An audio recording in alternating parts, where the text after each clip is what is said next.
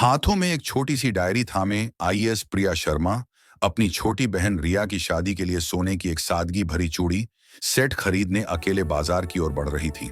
उसके पैरों में काली साड़ी का लहंगा, सिर पर पल्लू ढका हुआ, चेहरे पर बस एक मामूली सी स्माइल। न कोई चालक, न कोई सिक्योरिटी गार्ड, बस एक सगी बहन की तरह जो अपनी प्यारी रिया के लिए कुछ खास तलाश रही थी। आसपास की दुकानों पर चहल पहल थी, लेकिन कोई उसे पहचान न सका कि यह वही प्रिया शर्मा है जिसके हस्ताक्षर पर पूरा जिला चलता है। उसकी नजर सीधे उसी पुरानी ज्वेलरी की दुकान पर ठहर गई जहां वह कभी कभी छुट्टियों में बिना किसी हल्ले के घूम आती थी। प्रिया धीरे से दुकान में घुसी। दुकान छोटी सी थी, लेकिन शोकेस में चमकते सोने के टुकड़े जैसे रिया की हंसी की चमक बिखेर रहे थे। काउंटर पर मालिक हरिश्चंद्र अपनी पुरानी रजिस्टर में उलझा था और उसके पास 25 साल का एक लड़का विक्की ग्राहकों को चूड़ियां दिखा रहा था। प्रिया को आते देख किसी ने फर्क न पड़ा। सबको लगा कोई साधारण ग्राहक होगी। वह काउंटर के पास खड़ी हो गई और विक्की से बोली, भैया, मेरी बहन की शादी है, उसके लिए एक अच्छा सा चूड़ी सेट चाहिए, कुछ सादा लेकिन मजबूत, दिखाओ ना। विक्की ने सुस्ती से कुछ सेट शोकेस से निकाले और काउंटर पर रख दिए। प्रिया ने हर सेट को ध्यान से देखा। कभी डिजाइन हल्का लगता तो कभी चमक कम। एक सेट को छूकर बोली, यह तो बहुत चमकीला है, रिया पर भारी लगेगा, बॉर्डर वाला हिस्सा भी पतला है, शादी में टिकेगा नहीं। फिर दूसरे को पलटकर कहा, अरे यह तो बहुत भारी है, दुल्हन को हल्का फुल्का दिखना चाहिए। इसी तरह आधा घंटा कब कट गया पता ही न चला। दुकान में ग्राहक बढ़ने लगे थे। विक्की के चेहरे पर बेचैनी साफ झलक रही थी। उधर हरिश्चंद्र भी अपनी मोटी चश्मे के पीछे से प्रिया को घूर रहा था। आखिरकार वह रूखे लहजे में बोला, मैडम जी, सब एक से बढ़कर एक हैं, इनमें से कोई ले लीजिए। लेकिन प्रिया का मन मान ही न रहा। उसके लिए यह सिर्फ चूड़ियां न थीं, यह रिया के लिए उनका प्यार, उनकी चिंता थी। प्रिया ने शांत स्वर में कहा, मुझे जल्दी नहीं है, बहन की शादी का सवाल है, सबसे बेहतरीन चाहिए। हरीश ने विक्की को इशारा किया।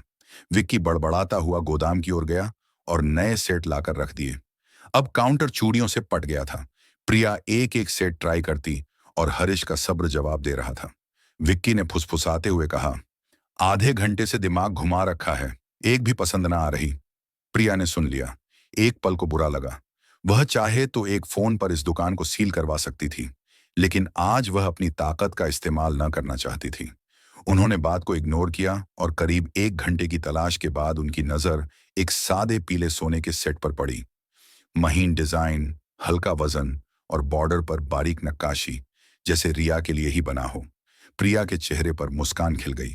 हाँ, यही तो चाहिए, पैक कर दो। हरीश ने राहत की सांस ली, जैसे कोई बोझ उतर गया हो। विक्की ने जल्दी से सेट पैक किया। प्रिया ने पर्स से पैसे दिए और पैकेट थामा। उसके मन में सुकून था कि रिया के लिए परफेक्ट चीज चुन ली। दुकान से निकलने को मुड़ी ही कि पैकेट के किनारे से एक चमकती हुई खरोंच नजर आई। प्रिया रुक गई, पैकेट खोला, सेट निकाला। दिल की धड़कन तेज हो गई। एक चूड़ी के बॉर्डर पर सोना उखड़ा हुआ था, धागा लटक रहा था। हल्का सा खींचा तो नक्काशी खुलने लगी। यह खराब पीस था। प्रिया का चेहरा सख्त हो गया। वह वापस काउंटर पर गई। भैया देखिए ना, इसमें सोना उखड़ा है, ये तो टूट जाएगा। हरीश ने एक नजर डाली और लापरवाही से बोला, अरे मैडम, छोटी मोटी बात है, जौहरी से ठीक करवा लीजिए, कुछ नहीं बिगड़ेगा। प्रिया का गुस्सा भड़कने लगा। आवाज सख्त हो गई, कैसे छोटी बात, मैंने पूरा पैसा दिया है, सही सेट दो। हरीश भी गर्म हो गया। देखिए, बार बार नहीं बदल सकते, आपने खुद चुना है, हमारी क्या गलती। विक्की हंसते हुए बोला, मैडम, सब चेक कर लिया था ना, अब ड्रामा क्यों। यह सुन प्रिया का आत्मसम्मान आहत हो गया। वह अफसर थी, लेकिन पहले ग्राहक। सही सेट दो, वरना पैसे लौटाओ। हरीश ने आंखें तरेरी। पैसे वापस नहीं होंगे, ज्यादा हल्ला मत करो। अब दुकान में ग्राहक तमाशा देखने लगे। कानाफूसी तेज हो गई। प्रिया ने आवाज ऊंची की, दुकानदारी ऐसी नहीं चलती, पूरा पैसा दिया है, या सही दो या रिफंड। हरीश चिल्लाया, क्या खुद को बड़ी समझती हो, रोज ऐसी आती हो, भागो यहां से। प्रिया ने गुस्से में पैकेट पटका। भीड़ बढ़ गई। विक्की ने पीछे से कहा, ड्रामा शुरू हो गया। प्रिया ने घूरा, आंखों में वो सख्ती जो बड़े बड़े फाइलों को हिला देती। लेकिन यहां कोई जानकार न था। हरीश ने मोबाइल निकाला, ज्यादा हंगामा करोगी तो पुलिस बुलाता हूं। प्रिया के होंठों पर व्यंग्य आया। हाँ, नहीं बुलाओ, देखें पुलिस क्या करती है। हरीश ने थाने का नंबर डायल किया। स्पीकर पर, हेलो थानेदार साहब, हरीश ज्वेलर्स से बोल रहा। यहां एक औरत बिना वजह झगड़ा मचा रही, जल्दी भेजिए। फुसफूसी और तेज। अरे, पुलिस बुला ली। प्रिया ने पास की लकड़ी की बेंच उठाई और गेट पर बैठ गई। आसमान देखा, रिया का चेहरा याद आया। लेकिन अब यह सिर्फ चूड़ियों की बात न थी, आत्मसम्मान की। वह सोच रही, पुलिस आएगी तो पहचान लेगी। आखिर वह जिले की डीएम प्रिया शर्मा है। हर थानेदार सलाम करता। लेकिन किस्मत ने आज टेस्ट लिया। 15 मिनट बाद पुलिस की हरी जीप बाजार में रुकी। थानेदार राकेश कुमार और 2 कांस्टेबल उतरे। राकेश की कमर मोटी, चेहरे पर घमंड। भीड़ हटी। हरीश दौड़कर बोला, साहब यही है, दुकान खराब कर रही। राकेश ने प्रिया को घूरा। वह बेंच पर बैठी, थकी लेकिन उम्मीद भरी। कौन हो तुम? क्या तमाशा है? प्रिया ने शांति से कहा। तमीज से बोलो, मैं प्रिया शर्मा हूं। राकेश हंसा। प्रिया शर्मा हो तो क्या, रानी हो क्या? हंगामा करने का लाइसेंस है? प्रिया ने सांस ली। शायद पता ना हो किससे बोल रहे हो। राकेश जोर से हंसा। हाँ, अब सबकी मां बनेगी। अकड़ दिखाओगी तो थाने ले जाऊंगा। एक कांस्टेबल हाथ पकड़ने लगा। प्रिया ने घूरा, वह पीछा हट गया। भीड़ में औरतें फुसफुसा रही थीं। अच्छे घर की लगती पर झगड़ालू। हरीश ने राकेश को अंदर ले जाकर जेब से नोट निकाले, राकेश की जेब में ठूंस दिए। साहब इसे उठा ले जाओ, धंधा बिगड़ रहा, खर्चा मैं दूंगा। राकेश की चेहरे पर मुस्कान चमकी। बाहर आया, कांस्टेबलों को इशारा किया। दोनों ने प्रिया की बाहें पकड़ ली। प्रिया चौंकी। ये बदतमीजी है, मेरी बात सुनो। राकेश सीटी बजाई। बहुत बोली हो, थाने चलो, वहां पता चलेगा कौन बड़ा। भीड़ ताने कस रही थी। देखो, मैडम बनने आई, अब हवालात में सड़ेगी। हरीश मूंछें संवार हंस रहा। बाजार की हलचल अब पीछे छूट चुकी थी। प्रिया शर्मा की आंखों में आग लगी हुई थी, लेकिन उन्होंने एक भी शब्द विरोध में न कहा। वे जानती थीं कि अगर अभी अपनी पहचान उजागर कर दूंगी कि मैं जिले की डीएम प्रिया शर्मा हूं, तो शायद ये लोग और ज्यादा शक करेंगे। फर्जी होगी कहकर तमाशा और बढ़ा देंगे। नहीं, बेहतर था चुप रहना। कम से कम ये सब एक सबक बनेगा। उनके मन में बहन रिया का चेहरा घूम रहा था। वो मुस्कान, वो विश्वास। दीदी, सबसे अच्छी चूड़ियां लाना, रिया ने कहा था। और प्रिया ने वादा किया था। लेकिन अब ये चूड़ियां, वो डिफेक्टिव सेट जो हरीश ने ठूंस दिया था, उनके बैग में पड़ा था, जैसे अपमान का प्रतीक। पुलिस की पुरानी हरी जीप का पिछला दरवाजा खुला। 2 कांस्टेबल, एक मोटा तगड़ा, दूसरा लंबा चौड़ा, ने प्रिया को धक्का दिया। चलो अंदर, मोटे वाले ने गरज कर कहा। प्रिया का कंधा जीप के फ्रेम से टकराया। दर्द हुआ, लेकिन चेहरा अपरिवर्तित। वे अंदर घुसी। दरवाजा जोर से बंद हुआ, जैसे उनकी गरिमा को कैद कर लिया हो। कांस्टेबल आगे की सीट पर बैठे, राकेश, थानेदार, ड्राइवर के बगल में। इंजन चालू हुआ। जीप बाजार की तंग गलियों से निकलकर मुख्य सड़क पर दौड़ी। धूल उड़ रही थी, लेकिन प्रिया की नजरें खिड़की से बाहर, सड़क किनारे के घरों, दुकानों, लोगों पर टिकी थीं। हर चेहरा जैसे सवाल पूछ रहा था, ये क्या हो रहा है? पीछे दुकान पर हरिश्चंद्र ने राहत की लंबी सांस ली। उसके चेहरे पर विजयी मुस्कान थी। शटर गिराओ विक्की, उसने कहा। लड़का ने जल्दी से लोहे का शटर नीचे खींचा। दुकान बंद। ग्राहक जो तमाशा देखने आए थे, अब बिखर गए। अच्छा हुआ पुलिस ने उठा लिया, कोई फुसफुसाया। हरीश ने काउंटर पर रखे पैसे गिने। प्रिया के दिए हुए वो नोट्स। धंधा तो चलेगा, वह बुदबुदाया। लेकिन प्रिया की गरिमा? वो थाने के रास्ते पर धूल में लिपट रही थी। जीप की हर झटके के साथ प्रिया का मन भारी हो रहा था। यह कैसा सिस्टम है जहां एक अफसर को ही अपमान सहना पड़े? जीप थाने के जंग लगे गेट पर रुकी। शाम ढल रही थी। सूरज की लालिमा थाने की पीली दीवारों पर पड़ रही थी। थाना छोटा सा था। बाहर कुछ बेंचें, जहां मुजरिमों के रिश्तेदार चुपचाप बैठे इंतजार कर रहे थे। हवा में सिगरेट की कड़वाहट और पुरानी फाइलों की सड़ांध मिश्रित थी। राकेश पहले उतरा, सिगरेट सुलगाई, एक लंबा कश लिया, जैसे जीत का जश्न मना रहा हो। खींचो इसे बाहर, उसने कांस्टेबलों को इशारा किया। मोटा कांस्टेबल ने जीप का दरवाजा खोला और प्रिया का हाथ पकड़कर खींचा। चलो मैडम अफसरनी, वह व्यंग्य से बोला। प्रिया का हाथ कसकर पकड़ा गया, लेकिन वे चुप रहीं। उनकी नजरें सीधे राकेश पर टिकी थीं। उसकी आंखों में वो घमंड, वो रिश्वत की चमक। लेकिन राकेश को कोई फर्क न पड़ा। वह सिगरेट उड़ाते हुए बोला, अंदर ले जाओ, ये झगड़ालू औरत को सबक सिखाना है। थाने का अंदरूनी हिस्सा और उदास था। पीले बल्ब की रोशनी में धूल भरी फाइलें बिखरी पड़ी थीं। एक कोने में हेड कांस्टेबल, उम्र दराज, चश्मा चढ़ाए, पुरानी रजिस्टर पलट रहा था। क्या लाए हो साहब? उसने पूछा, बिना सिर उठाए। राकेश ने घमंड से सीना तान लिया। ये देखो, बड़ी अफसर बनती फिरती थी, दुकानदार से झगड़ा कर रही थी, बाजार में हंगामा मचा रखा था। ऐसे लोग ही शहर में दंगे करवाते हैं। इसे हवालात में डाल दो, सारी अकड़ निकल जाएगी। हेड कांस्टेबल ने सिर उठाया, प्रिया को देखा। एक पल को झिझका, लेकिन कुछ न कहा। प्रिया ने आखिरी कोशिश की। उनकी आवाज शांत लेकिन दृढ़ थी।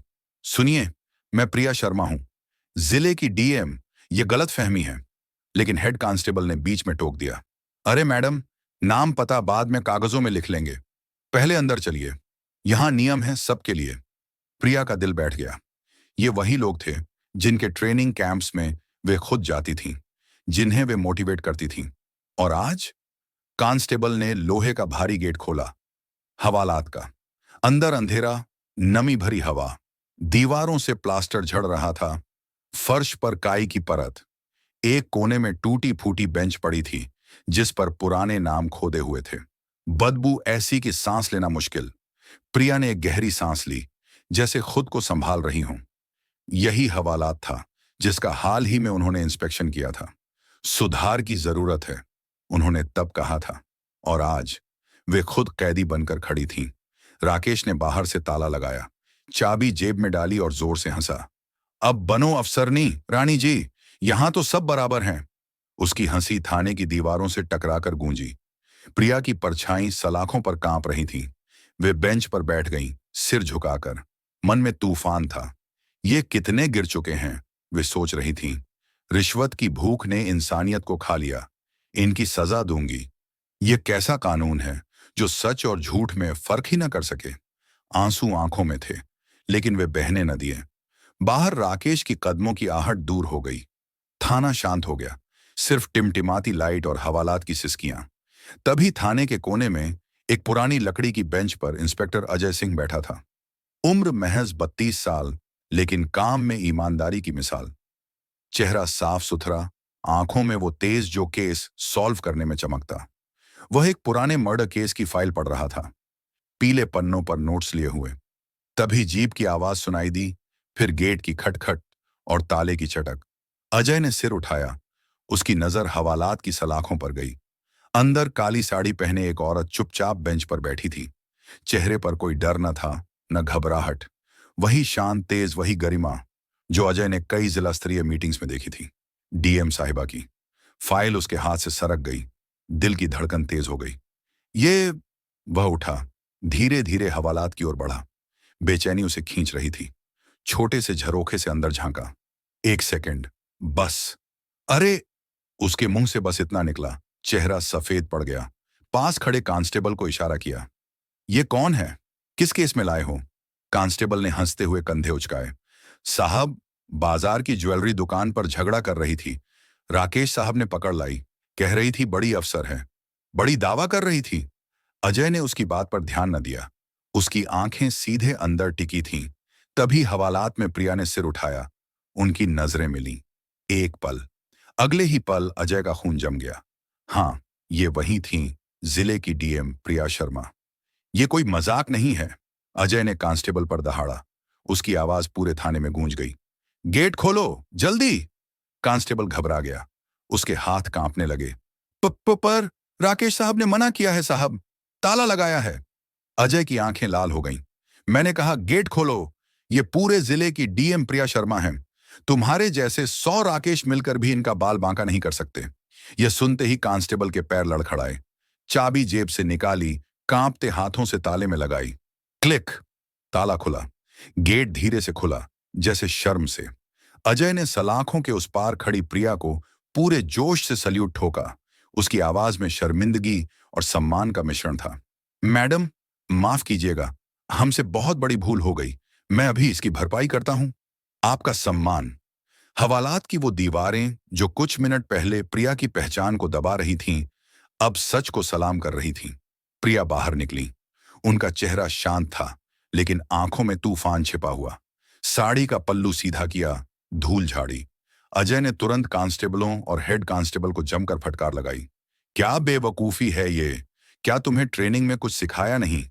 एक महिला को बिना सुने हवालात में डाल दिया। सब सिर झुकाए खड़े थे। खबर थाने से बाहर फैल गई। हवालात में बंद औरत कोई आम नहीं, डीएम साहिबा हैं। खबर राकेश तक पहुंची तो उसके पैर कांपने लगे। सिगरेट का धुआं उसके गले में अटक गया। चेहरा पीला पड़ गया। माथे पर पसीने की बूंदें छलक आईं। अभी तक वह अपनी बहादुरी पर फूला न समाता था। रिश्वत लेकर एक आम औरत को सबक सिखाया, लेकिन अब नहीं। ये कैसे? वो बुदबुदाया। बेतहाशा थाने की ओर भागा। सीढ़ियां चढ़ते हुए पैर फिसले, गिरते गिरते बचा। सांसें तेज। कमरे का दरवाजा धक्के से खोला। सामने का दृश्य। हवालात खुल चुकी थी। डीएम प्रिया बाहर खड़ी थी। चारों तरफ पुलिस वाले खामोश, सिर झुकाए खड़े, जैसे कोई अपराधी गवाहों के बीच। राकेश ने जैसे ही प्रिया को देखा, उसके घुटने टिक गए। वह दौड़कर उनके पैरों पर गिर पड़ा।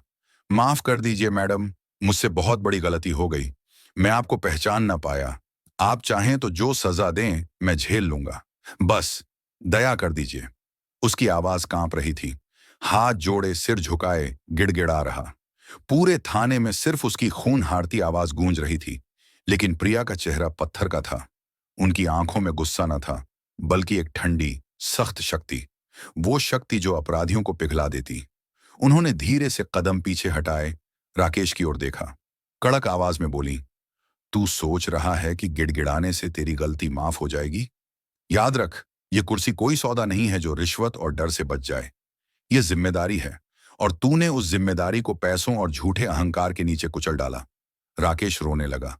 आंसू बह रहे थे, नाक टपक रही। मैडम, रहम कर दीजिए। घर वाले, बच्चे, सब भूखे मर जाएंगे। मैं अपनी पत्नी की कसम खाता हूं, आज के बाद कभी ऐसी गलती नहीं होगी। प्रिया ने उसकी बात बीच में ही रोक दी। उनकी आवाज थाने में गड़गड़ाहट की तरह गूंजी। बस, अब तेरी यह नौटंकी मुझे और नहीं सुननी। तूने मुझे आम महिला समझकर जिस तरह दुर्व्यवहार किया, उसी तरह तूने न जाने कितनी बेकसूरों के साथ ऐसा किया होगा। तू माफी के लायक नहीं है। आज से तू सस्पेंड है। यह सुनते ही पूरा थाना सन्नाटे में डूब गया। राकेश वहीं जमीन पर लुढ़क गया। सिर पकड़कर सुबकने लगा। उसके होंठ कांप रहे थे, लेकिन अब उसके पास कोई दलील न बची थी। अजय ने तुरंत रिपोर्ट निकाली। सस्पेंशन का आदेश लिखा। रिश्वतखोरी, कर्तव्य में लापरवाही, महिला के साथ दुर्व्यवहार। राकेश को वहीं मौजूद पुलिस जीप में बैठाकर लाइन हाजिर करवा दिया गया। उसकी अकड़ धूल हो चुकी थी। बाहर जाते वक्त राकेश ने आखिरी बार प्रिया की ओर देखा। उसकी आंखों में डर तो था, लेकिन कहीं गहराई में एक चमक, देख लेंगे वाली। प्रिया ने वो देख लिया। उनके मन में सवाल उठा, माफ कर देना चाहिए था। उधर हरिश्चंद्र को भी नोटिस भेज दिया गया। ग्राहक के साथ धोखाधड़ी, फर्जी केस दर्ज करवाना, प्रशासन के काम में बाधा। उसकी दुकान का लाइसेंस रद्द करने की कार्यवाही शुरू हो गई। रात काफी गहरी हो चुकी थी। प्रिया ने थाने के वॉशरूम में जाकर साड़ी सीधी की। चेहरे पर ठंडे पानी के छींटे मारे। वो दर्द, वो अपमान, सब अंदर समेट लिया। एक सिपाही ने सलाम ठोका। मैडम, सरकारी गाड़ी भेज देते हैं? प्रिया ने सिर हिलाया। नहीं, मैं अपनी कार से ही जाऊंगी। वे फिर से अफसर नहीं, सिर्फ एक बहन बनना चाहती थीं। थाने से बाहर निकलकर अपनी पुरानी कार में बैठी। इंजन स्टार्ट किया। आंखों में आंसू थे, लेकिन उन्होंने उन्हें बहने न दिया। कार ने थाने को पीछे छोड़ दिया। रास्ते में प्रिया का मन भटक रहा था। रिया की शादी, वो चूड़ियां और ये सब। कुछ ही घंटों बाद कार घर के गेट पर रुकी। शादी का घर जगमगा रहा था। शहनाई की मधुर धुन, हंसी ठहाके, नाच गाना, मेहमानों की चहल पहल। रिया अपनी सहेलियों से घिरी हुई थी, चेहरे पर दुल्हन बनने की वो अनोखी चमक। लेकिन उसकी आंखें बार बार दीदी को ढूंढ रही थीं। दीदी कहाँ है? वो बुदबुदाई। प्रिया अंदर घुसी। थकान चेहरे पर थी, लेकिन मुस्कान लाई। हर रस्म में रिया के साथ खड़ी रहीं। कभी चुनरी ठीक करती, कभी छेड़कर हंसाती। चेहरे पर वो शांत प्यारी मुस्कान, जैसे कल रात कुछ हुआ ही ना हो। रिया को वो चूड़ियां दी। सादा पीला सोने का सेट जो उन्होंने नई दुकान से मंगवाया था। रिया की आंखें खुशी से भर गईं। दीदी, ये कितनी परफेक्ट हैं। आपने मेरे लिए सबसे बेस्ट चुनी। वह उछल पड़ी, प्रिया को गले लगा लिया। प्रिया बस मुस्कुराई। अरे पगली, तेरे लिए तो दुनिया हाजिर है। लेकिन उस मुस्कान के पीछे एक गहरा समंदर था। कल रात का दर्द बार बार कौंध रहा था। हवालात की वो नमी भरी बदबू, राकेश की गिरी हुई हंसी, हरीश का घमंडी चेहरा, भीड़ की चुभती नजरें, सब कुछ उनकी आत्मा पर घाव की तरह ताजा था। उन्होंने वो अपमान के घूंट पिए थे, लेकिन गले में अटके हुए थे।